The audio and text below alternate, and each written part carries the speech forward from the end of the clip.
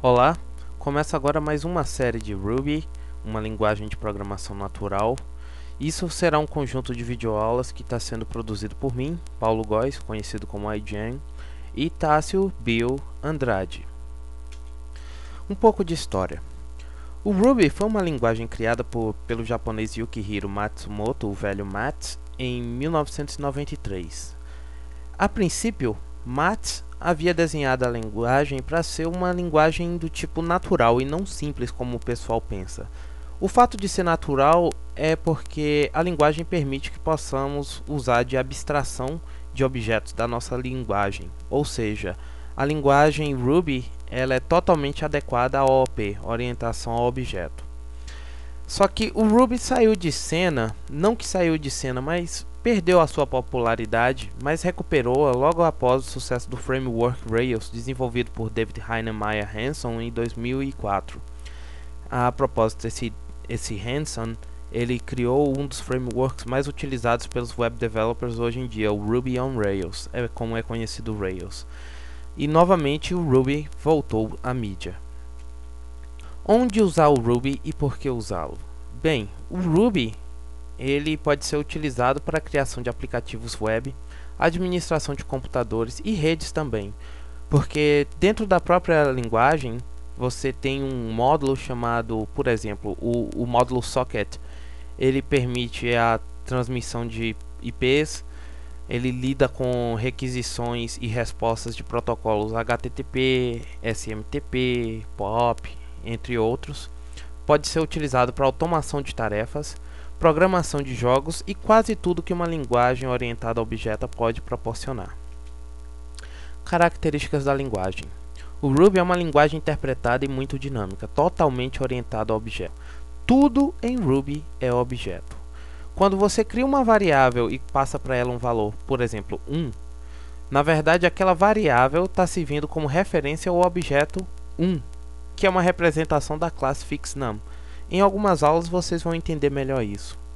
A sintaxe do Ruby é limpa e a sua tipagem é conhecida como duck typing. Duck typing, se traduzido ao pé da letra, quer dizer tipagem ou datilografia de pato.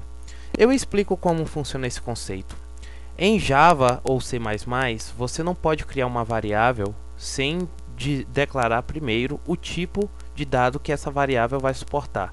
Por exemplo, int c igual a 5. Pode caber um inteiro. Você jamais poderia utilizar int c igual a 2,39, que seria um ponto flutuante, não é um número real. Isso daria erro na linguagem.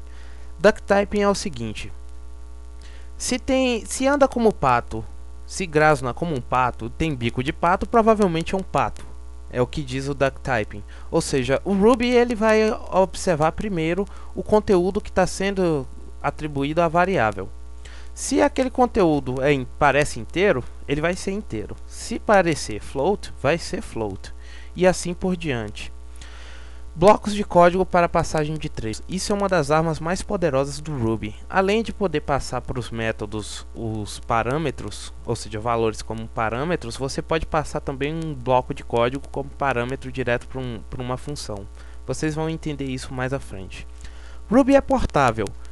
Ele pode rodar em praticamente qualquer versão da plataforma Windows, Windows 95, 98, ME 2000, XP, Vista, como também roda em BeOS, no Macintosh, no Linux, em Solaris e outros sistemas. Inclusive, o Ruby 1.9, das versões mais recentes agora, ela foi implementada e está rodando no Android, o sistema operacional de celular da Google. A propósito, e muito importante também, é que o Ruby ele é open source, ou seja, ele pode ser um código aberto, livre, você pode modificá-lo, alterá-lo e distribuí-lo ao seu gosto. Onde encontrar ajuda sobre Ruby? Bom, eu deixo aqui algumas dicas.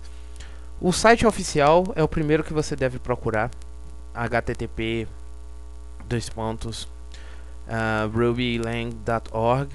Ele é o principal, é o site oficial do Ruby sobre a linguagem. Você vai encontrar lá a documentação da linguagem, os arquivos para download, Se você estiver utilizando o Windows, né, logo na página inicial você vai encontrar no menu Downloads um link direto para o One Click Installer. É um arquivo que basta dar 2 cliques, como o próprio nome diz. Ele vai instalar todos os arquivos necessários para a linguagem, para a criação do ambiente no seu Windows.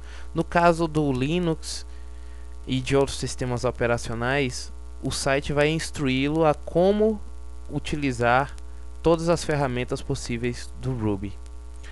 O Ruby Brasil e o Ruby on BR são dois sites ótimos, eu digo ótimos mesmo, para iniciantes e para programadores mais avançados. Você vai encontrar neles tutoriais, notícias recentes sobre o Ruby, o que é que o Yukihiro Matsumoto anda fazendo, não é? E tudo mais. E editores. Para você trabalhar com um bom editor para o Ruby, se você estiver utilizando o Macintosh, você vai usar o TextMate, que é o editor mais poderoso que a gente tem para o Macintosh.